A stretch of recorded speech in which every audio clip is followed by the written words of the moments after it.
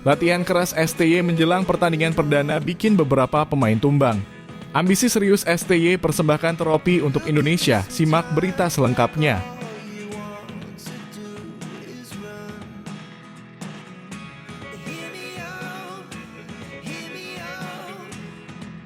STY berambisi untuk memecahkan banyak rekor selama melatih timnas Indonesia, termasuk menjadi juara Piala AFF dengan skuad tim termuda dalam sejarah.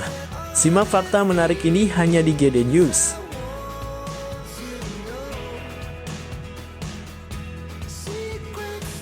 Rasain lu, sanksi berat pada Nuroji DPR yang katanya gak bangga dengan kemenangan timnas karena bukan akamsi, dalam kurung, anak kampung sini sudah ditetapkan. Simak faktanya hanya di GD News.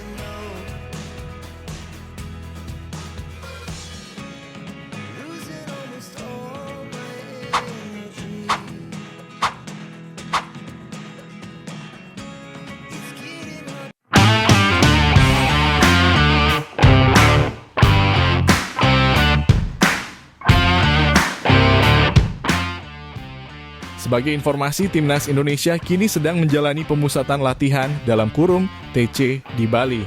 TC kali ini merupakan persiapan Timnas Indonesia menuju ASEAN Cup 2024. Shin Tae-yong memanggil sebanyak 33 pemain pada kesempatan tersebut, namun belum semua pemain sudah bergabung. Sumaji selaku Ketua Badan Tim Nasional mengabarkan TC Timnas Indonesia sekarang diikuti 23 pemain yang hadir sampai dengan saat ini baru 23 pemain dikarenakan ada yang cedera dipulangkan dan juga ada yang belum dikasih izin sama klubnya. Sehingga dari total yang ada 23 pemain saat sekarang ini boleh dikatakan kondisinya sangat baik. Dan sekarang ini kondisi para pemain ini difokuskan pada kegiatan fisik dan juga mental. Kata Sumarji, TC Timnas Indonesia di Bali telah dimulai sejak tanggal 28 November 2024. Seperti biasa, Shin Tae-yong memberikan latihan berat guna meningkatkan fisik para pemain. Langkah ini sekaligus membuat beberapa pemain mengalami cedera. Sejauh ini ada 3 pemain Timnas Indonesia yang tumbang dan harus dipulangkan. Mereka adalah Made Tito dalam kurung Bali United, Zaki Ashraf dalam kurung PSM, dan Arsa Ahmad dalam kurung Madura United. Ketika mereka datang sudah melihat kondisi para pemain. Pada intinya dari sisi fisik masih jauh ya. Jauh dari apa yang diinginkan oleh Coach Shin Tae-yong. Sehingga latihan pun 2 kali sehari latihan. Pagi latihan, sore latihan. Ya memang betul-betul anak-anak yang kirim ya memang harus siap meningkatkan kualitas dirinya, terutama bagaimana supaya dia siap untuk bisa fisiknya semakin bagus. Yang berikutnya ya dari kondisi yang ada saat itu juga karena mungkin di klub ini kan juga berbeda ya. Dikarenakan memang begitu masuk gabung dari klub juga ada yang mungkin sebelumnya cederanya belum beberapa parah ketika bergabung. Dikarenakan juga intensitas latihan juga cukup keras ya karena memang juga tadi kembali lagi peningkatan fisik maka mungkin juga ada yang cedera. Ucap Sumarji. Sementara itu ASEAN Cup 2024 akan dimulai pada tanggal 8 Desember mendatang. Tulis pendapat kalian di kolom komentar ya kawan.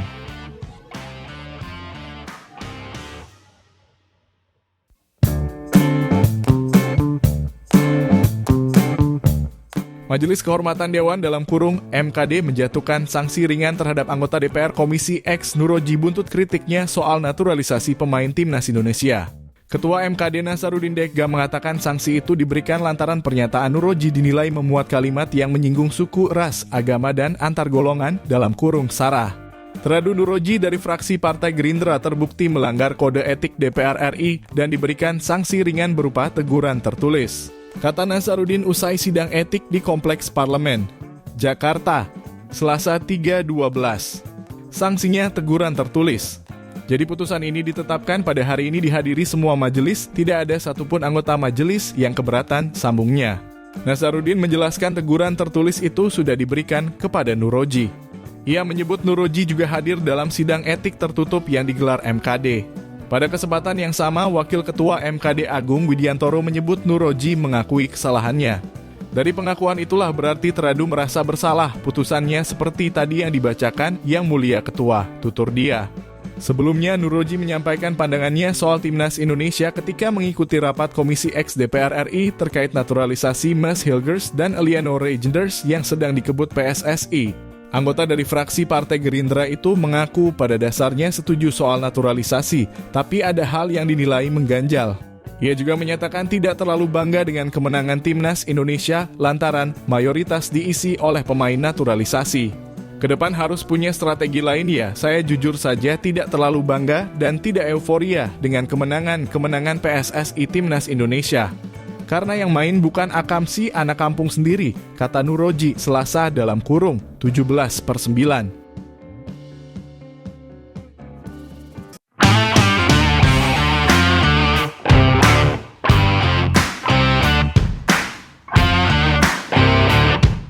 Pelatih Timnas Indonesia Shin Tae-yong dalam kurung STY kembali menunjukkan ambisi besar dalam kariernya bersama Garuda. Kali ini ia bertekad memecahkan rekor dengan membawa skuad U-Strip 22 menjuarai Piala AFF. Jika berhasil, ini akan menjadi sejarah baru karena belum pernah ada tim Indonesia yang memenangkan turnamen ini dengan skuad termuda. Shin Tae-yong dan rekor sebelumnya sejak melatih Indonesia, STY dikenal sebagai pelatih yang sering memecahkan rekor. Di antaranya membawa Indonesia kembali ke Piala Asia setelah 15 tahun dan meraih medali emas SEA Games 2023 setelah 32 tahun penantian. Dia juga sukses membawa timnas Indonesia ke final Piala AFF 2020 dengan skuad termuda sepanjang sejarah turnamen tersebut. Keputusan STY mengandalkan skuad U-Strip 22 di Piala AFF adalah langkah berani. Nama-nama seperti Marcelino Ferdinand, Pratama Arhan, dan Ronaldo Kuatah menjadi andalan di tim muda ini. STY yakin bahwa regenerasi pemain adalah kunci sukses jangka panjang untuk sepak bola Indonesia. Skuad muda memiliki energi luar biasa.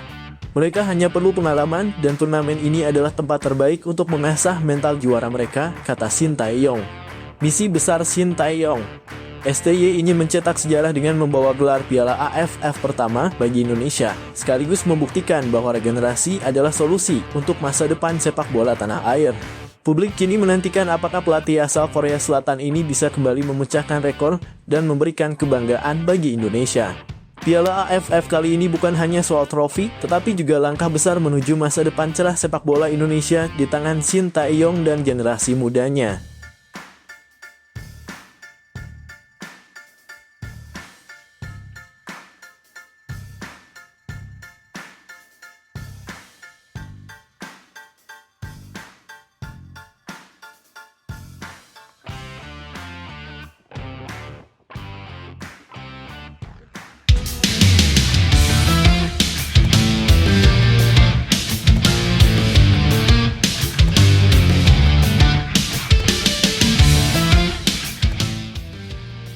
Sebuah media Italia membandingkan program naturalisasi timnas Indonesia dengan Malaysia dan Harimau Malaya disebut punya cara kuno. Skuad Garuda kini sedang menjadi pembahasan di dunia seiring dengan sensasi yang tercipta di putaran ketiga kualifikasi Piala Dunia 2026 zona Asia. Kemenangan dengan skor 2-0 atas Arab Saudi pada 19 November 2024 lalu menjaga asa timnas Indonesia lolos langsung ke putaran final Piala Dunia 2026. Sebab skuad asuhan Shin Tae-yong itu kini berada di peringkat ketiga grup C dengan raihan 6 poin, hanya terpaut 1 poin dari Australia yang ada di urutan kedua. Sebagai informasi untuk lolos langsung, timnas Indonesia perlu finish di 2 besar dan itu terbuka sekarang.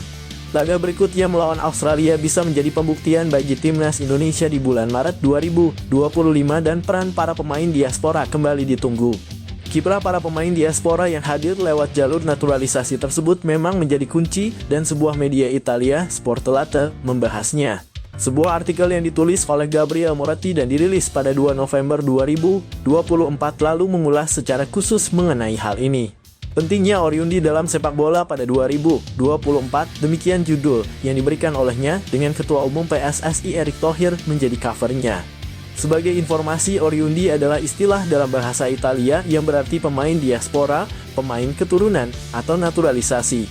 Italia sudah sering mengandalkan pemain keturunan di tim nasionalnya seperti Mauro Camoranesi yang menjadi aktor penting di balik keberhasilan mereka menjadi juara Piala Dunia pada 2006 lalu.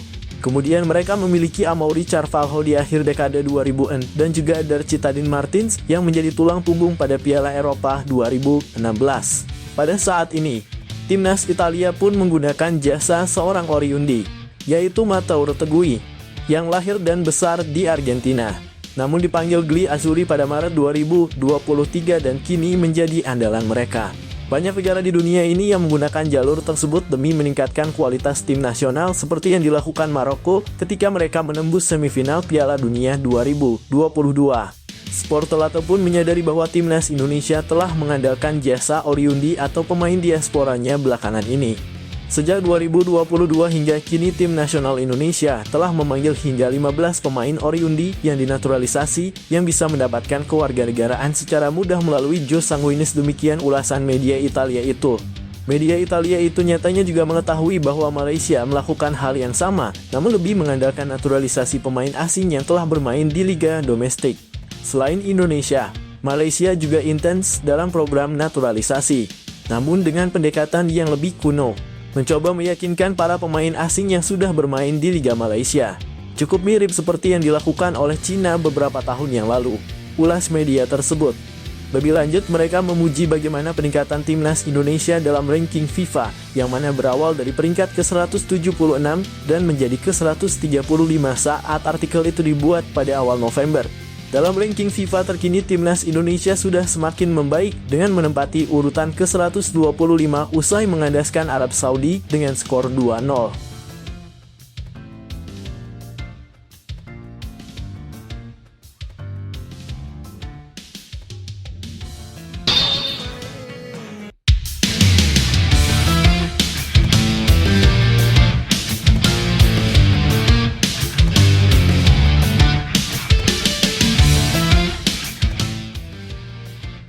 Kesempatan besar tengah menanti Thailand untuk merekrut bek tangguh Elkan Bagot.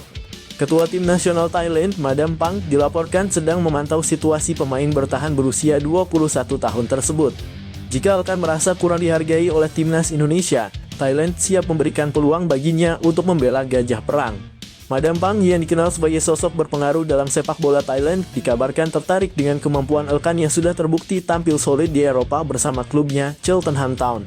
Dengan performa seperti itu, Thailand meyakini Bagot bisa menjadi tambahan kekuatan signifikan bagi skuad mereka, terutama di Piala AFF mendatang. Elkan adalah pemain dengan kualitas luar biasa. Jika ia merasa tidak mendapatkan tempat yang layak di Indonesia, pintu kami selalu terbuka. Kami menghargai pemain yang punya potensi besar seperti dia, ungkap Madam Pang dalam sebuah wawancara. Meski demikian, langkah ini tidak akan mudah mengingat Elkan sudah memperkuat timnas Indonesia sejak level junior. Namun apabila hubungan antara Elkan dan PSSI terganggu atau ia jarang mendapat menit bermain, peluang Thailand untuk memboyongnya bisa semakin besar. Di sisi lain, Indonesia perlu segera mengambil langkah untuk mempertahankan Elkan, terutama dengan memberi kepercayaan lebih kepadanya di turnamen besar seperti Piala AFF. Kehilangan pemain sekelas Elkan Bagot akan menjadi pukulan besar bagi timnas Garuda. Apakah Elkan Bagot akan tetap setia kepada Indonesia atau ia tergoda oleh tawaran Thailand? Kita tunggu kabar selanjutnya dari sang pemain berbakat ini.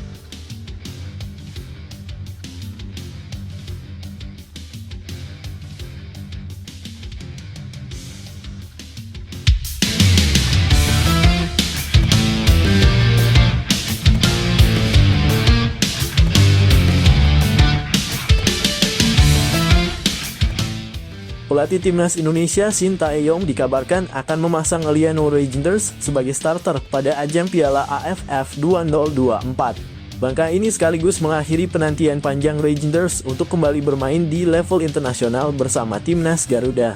Liano Reijnders, gelandang muda berbakat yang memiliki darah Indonesia Belanda, sebelumnya jarang mendapat kesempatan tampil sejak dipanggil pertama kali ke skuad Garuda. Namun Shin Tae-yong tampaknya melihat momen ini sebagai waktu yang tepat untuk memberikan kepercayaan penuh kepada pemain berusia 22 tahun itu. Yang menarik, pada edisi Piala AFF kali ini, Shin Tae-yong memutuskan untuk membawa tim U-Strip 22, bukan skuad senior seperti biasanya. Keputusan ini menunjukkan fokus pelatih asal Korea Selatan tersebut untuk memberikan pengalaman lebih kepada generasi muda timnas Indonesia. Liano adalah salah satu pemain yang memiliki potensi besar. Dia telah menunjukkan perkembangan yang baik dalam latihan, dan saya yakin dia bisa memberikan kontribusi besar untuk tim, ujar Shin Tae-yong dalam sebuah wawancara. Piala AFF 2024 akan menjadi ujian berat bagi skuad muda ini, tetapi dengan kehadiran pemain seperti Liano Reijnders, harapan untuk tampil gemilang tetap tinggi. Para penggemar tentu menantikan aksi perdana Reijnders sebagai starter dan kontribusinya dalam membawa Indonesia bersaing di pentas Asia Tenggara. Apakah Aliano Rangers mampu menjawab ekspektasi besar ini? Kita tunggu aksi gemilangnya di lapangan hijau.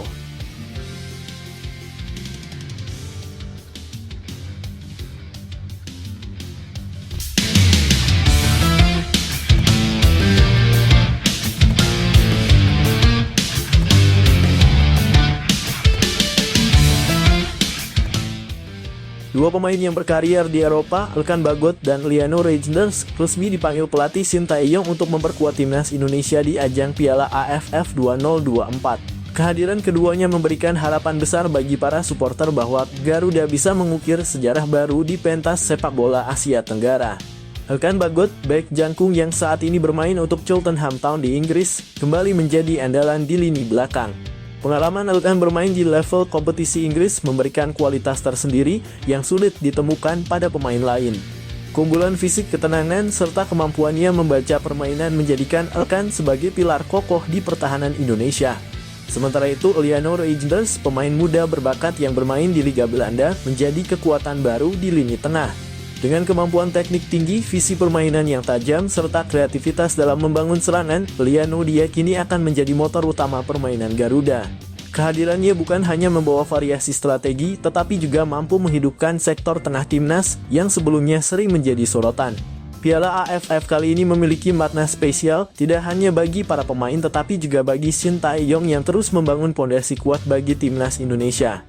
Dipadu dengan pemain-pemain lokal seperti Pratama Arhan, Marcelino Ferdinand, hingga Witan Sulaman, duet Eropa ini akan membawa timnas tampil lebih percaya diri dan solid. Bagi para supporter, pemanggilan Elkan dan Aliano disambut dengan antusias. Media sosial dipenuhi komentar optimis dari para penggemar yang percaya bahwa skuad kali ini memiliki kekuatan yang lebih seimbang. Salah satu komentar berbunyi, dengan Elkan dan Aliano di tim, Garuda punya peluang besar untuk menaklukkan Asia Tenggara. Namun tantangan tidak akan mudah. Lawan-lawan seperti Thailand, Vietnam, hingga Malaysia sudah menyiapkan skuad terbaik mereka. Indonesia harus tampil tanpa celah untuk membuktikan diri sebagai yang terbaik di Asia Tenggara. Apa yang diharapkan dari duet Elkan Bagot dan Aliano Rangers? Kombinasi pertahanan kokoh dari Elkan dan kreativitas Aliano di lini tengah diharapkan menjadi faktor pembeda. Jika strategi Shin Tae-yong berjalan mulus, Indonesia bisa menjadi kekuatan yang sulit dikalahkan. Piala AFF ini adalah peluang emas. Garuda tidak hanya bermain untuk trofi, tetapi juga untuk kebanggaan bangsa.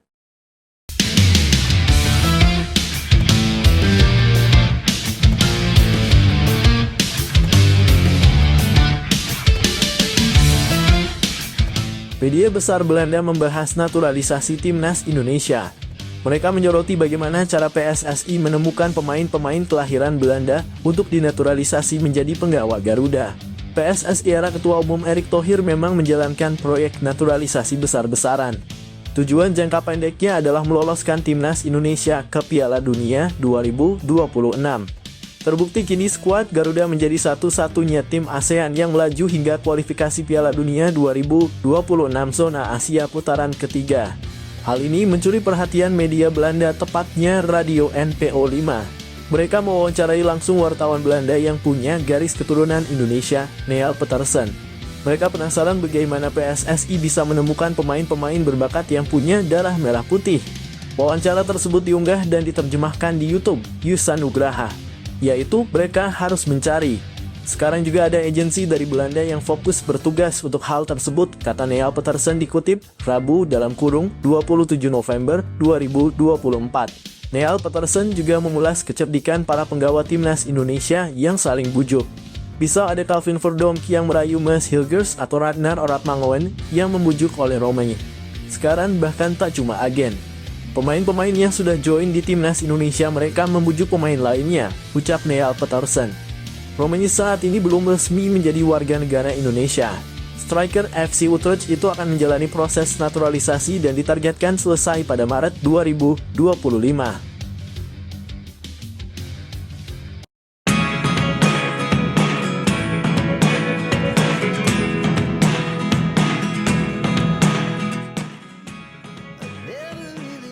Arab Saudi dibuat beranak oleh Indonesia di Stadion Utama Gelora Bung Karno, Jakarta, Selasa (19 November 2024). Dalam laga ke-6 grup C putaran ketiga kualifikasi Piala Dunia 2026 zona Asia, skuad Garuda menghantam Arab Saudi 2-0 lewat penampilan yang superior. Gol Indonesia diborong oleh Marcelino Ferdinand pada menit ke-32 dan 57. Sejak awal pertandingan, J. Izzas DKK memiliki banyak peluang untuk mencetak gol. Seiring perjalanan waktu, Arab Saudi pelan-pelan bisa lebih mengontrol pertandingan dengan penguasaan bola mereka mencapai 77%. Akan tetapi tim asuhan Herfernand praktis tidak menghasilkan ancaman ke gawang Indonesia yang dikawal Maarten Paes. Dari 23 percobaan tembakan, hanya 3 yang tepat ke sasaran, itu pun tidak berbahaya sama sekali bagi Paes. Analis pertandingan Arya Diah sepertinya keki berat melihat kekalahan tim nasional negara asal medianya. Sosok bernama Muhammad Kamal Reza itu langsung memberikan argumen untuk kekalahan Arab Saudi. Menurut Reza, tim yang juga punya julukan Al-Ahdar alias si hijau itu banyak dirugikan wasit. Gol pertama timnas Indonesia disebut Reza tidak sah. Di mata sang analis, Indonesia memanfaatkan situasi serangan balik setelah bek kanan Saud Abdul Hamid dilanggar di kotak penalti. Analis asal Mesir ini heran kenapa VAR tidak melakukan intervensi pada saat itu. Gol pertama Indonesia invalid karena didahului pelanggaran yang seharusnya berbuah penalti untuk Arab Saudi. Begitu isi ulasan Reza di Arya Diah. Bek Indonesia menarik Saud Abdul Hamid di dalam kotak penalti. VAR seharusnya melakukan intervensi untuk insiden itu. Di akhir pertandingan, timnas Indonesia kehilangan Justin Hubner yang menerima kartu merah pada menit ke-89. Menurut Reza, Hubner seharusnya sudah diusir keluar lapangan lebih cepat. Wasit gagal dalam keputusannya dengan hanya memberikan kartu kuning kepada Hubner, walaupun sudah mengambil referensi dari VAR. Dia seharusnya memberikan kartu merah kepada Hubner di menit ke-24 karena mengenai kepala pemain Saudi, Mohamed Al-Kahtani dengan telapak sepatunya. Analisis Reza sedikit mendapatkan dukungan dari pelatih Arab Saudi, Herfernand. Sang juru taktik mengakui bahwa timnas Indonesia memang tampil bagus sehingga layak menang. Akan tetapi Renard juga menyebut ada kesalahan wasit yang merugikan timnya. Selamat untuk timnas Indonesia, mereka layak menang malam ini, kata Renard dalam jumpa pers usai pertandingan. Mereka memulai pertandingan dengan intensitas yang bagus. Jadi, kami dihukum malam ini. Kami menerima 2 serangan balik yang berbuah gol bagi Indonesia. Tetapi sebuah tendangan penalti seharusnya kami dapatkan.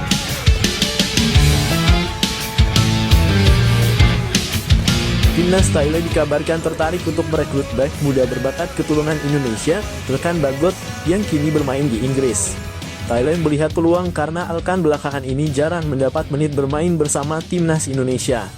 Namun dengan tegas, Elkan menolak tawaran tersebut dan menyatakan komitmennya untuk tetap setia membela Garuda. Elkan Bagot, yang kini bermain bersama Ipswich Town di Liga Inggris, sudah menarik perhatian banyak pihak sejak bergabung dengan timnas Indonesia. Dengan tinggi dan kemampuannya yang solid, Elkan menjadi bek yang diandalkan. Hal ini membuat Thailand yang tengah membangun tim tangguh di Asia tertarik untuk mengajak Elkan bergabung.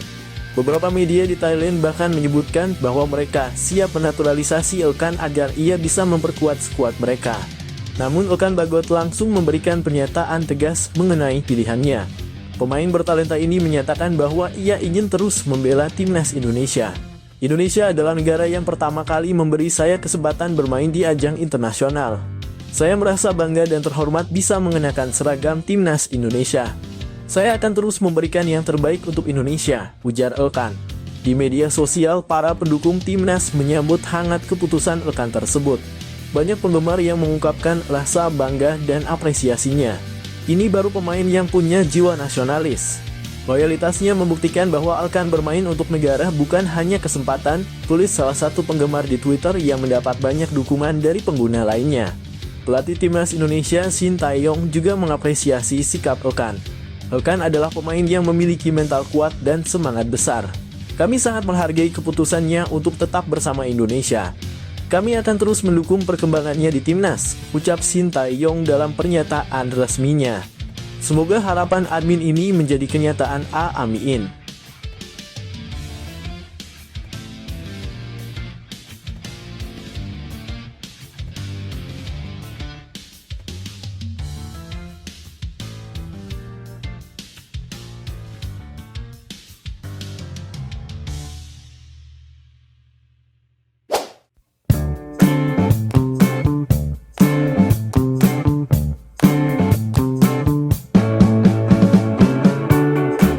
Langkah PSSI untuk timnas Indonesia asuhan Shin Tae-yong membuat heran media Vietnam. Dalam salah satu beritanya, media Vietnam Soha menyoroti persiapan timnas Indonesia jelang Piala AFF 2024 yang sebentar lagi akan berlangsung. Selain membahas soal timnas Indonesia, media Vietnam tersebut juga menyoroti kondisi yang sedang terjadi pada tim kuat di Piala AFF 2024. Ternyata, secara kebetulan tim-tim kuat di Asia Tenggara tengah mengalami masalah yang cukup berat. Satu persatu tim memiliki masalahnya yang cukup serius, tak terkecuali timnas Indonesia. Menurut media Vietnam Soha, timnas Indonesia kemungkinan besar tidak akan bisa diperkuat oleh pemain-pemain intinya, terutama pemain timnas Indonesia yang bermain di Eropa. Penyebabnya adalah karena Piala AFF tidak termasuk dalam jadwal resmi FIFA, sehingga kemungkinan besar klub tak akan mau melepas pemain mereka untuk membela timnas Indonesia. Hal serupa juga terjadi pada Thailand yang kemungkinan tidak bisa diperkuat hingga 10 pemain inti mereka. Satu hal yang membuat heran media Vietnam adalah langkah berani PSSI untuk mengatasi masalah dari timnas Indonesia di Piala AFF 2024 ini. Menurut media Vietnam, PSSI sangat berani untuk mengirim timnas Indonesia U22 sebagai tim yang akan bermain di Piala AFF 2024. Tentunya langkah PSSI ini sangat berani karena tim lainnya mengirimkan skuad utama mereka. Namun langkah ini harus diambil agar skuad utama timnas Indonesia bisa fokus kepada sisa pertandingan kualifikasi Piala Dunia 2026 zona Asia. Untuk fokus di kualifikasi Piala Dunia 2026, mereka memutuskan hanya menggunakan skuad timnas Indonesia U22 untuk berlaga di Piala AFF 2024, tulis media Vietnam Soha.